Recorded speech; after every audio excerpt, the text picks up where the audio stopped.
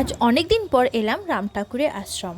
আমাদের বাড়ি থেকে কাছে হলেও সবসময় একটাখানে আসা যায় না, বিভিন্ন কাজের মধ্যে সময় বার করতে পারি না, কিন্তু আসলে এখানে মনটা খুব ভালো হয়ে যায়।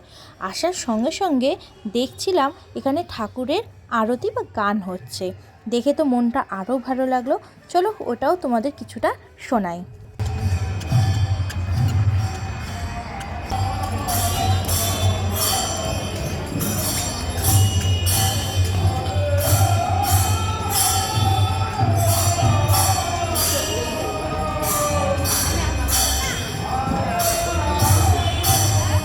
চারিদিকটা এত সুন্দর পরিবেশ যে মনটা পুরো ভালো হয়ে যায়, কিন্তু আমার এই ছোট্ট রুদ্রটা তার দুষ্টুমি থামায় না। আশ্রমের প্রাঙ্গণে দেখো, এ প্রান্ত থেকে ওই প্রান্ত শুধুও দৌড়ে আছে।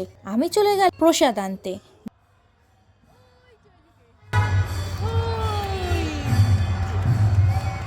মিনি ব্লগটা এখানেই শেষ করলাম। ভালো লাগলে লাইক কমেন্ট শেয়ার করে দিও। দেখা হচ্ছে নেক্সট ব্লগে।